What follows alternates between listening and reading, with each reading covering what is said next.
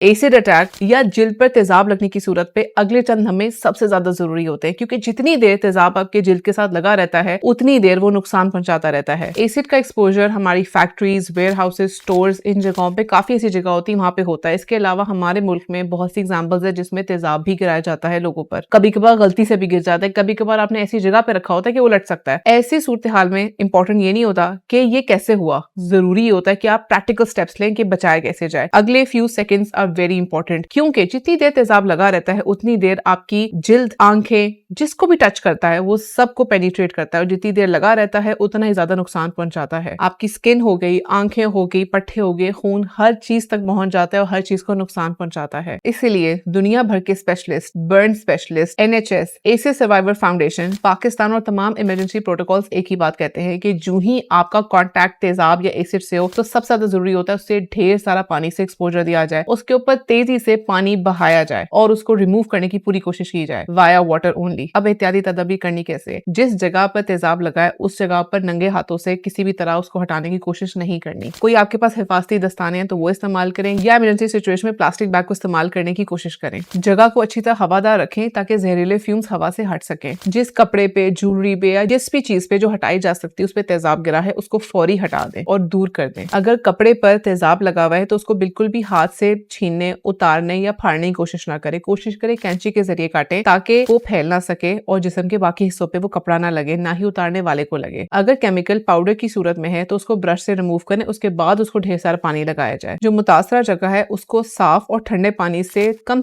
20 से 30 मिनट तक लगातार धोया जाए और पानी का बहाव बहुत तेज होना चाहिए ताकि जितना वो गुजरे, जितना वो जगह साफ हो उतना बेहतर है। पानी का बहाव और फ्लो की डायरेक्शन ऐसी होनी चाहिए कि वो नीचे बहे और जिस्म के हिस्सों को मजीद टच बिल्कुल ना करे। अगर आंखों का हिस्सा मुतासर हुआ है तो पानी ऐसे बहाया जाए कि अंदर से पानी बाहर की तरफ जाए, क्योंकि अगर आपने ऑपोजिट किया तो आपको दूसरी आंख की तरफ पानी जा सकता है जो कि दूसरी आंख को भी नुकसान पहुंचा सकता है। अगर कॉन्टैक्ट लेंसेज पहने हैं तो उनको जबरदस्ती ना उतारा जाए बल्कि पानी के जरिए ही रिमूव किया जाए। क्या चीजें बिल्कुल नहीं करनी? मुतासर जगह को बार बार रगड़ा ना जाए क्योंकि इस तरह तेजाब ज्यादा अंदर जा सकता है। किसी भी किस्म के घरेलू टोटके बिल्कुल नहीं अपनाने, कोई क्रीमें नहीं लगानी, कोई टूथपेस्ट नहीं लगानी, कोई खुद से मेडिकल ट्रीटमेंट नहीं करनी, कोई दवाइयां नहीं लगानी। उस जगह को सिर्फ और सिर्फ आपने पानी से साफ करना है, क्योंकि ये चीजें केमिकल को ट्रैप कर देती हैं और उसको साफ करना फिर और मुश्किल और अजाब हो जाता है। डायरेक्ट बर्फ लगाने की तो गलती बिल्कुल नहीं करनी, सिर्फ बहता हुआ तेज पानी और ठंडा पानी उसका एक्सपोजर देना है। इसीलिए अगर खुदा ना खास्ता किसी भी तरह से केमिकल का एक्सपोजर हो जाता है, एसिड का एक्सपोजर हो जाता है, तो कोई टोटका नहीं, कोई कुछ नहीं, कोई टाइम वेस्ट नहीं करना, कोई बातें नहीं करनी। जरूरी है कि उस जगह पर ढेर सारा पानी, दैट्स इट, सबसे आसान चीज, ढेर सारा पानी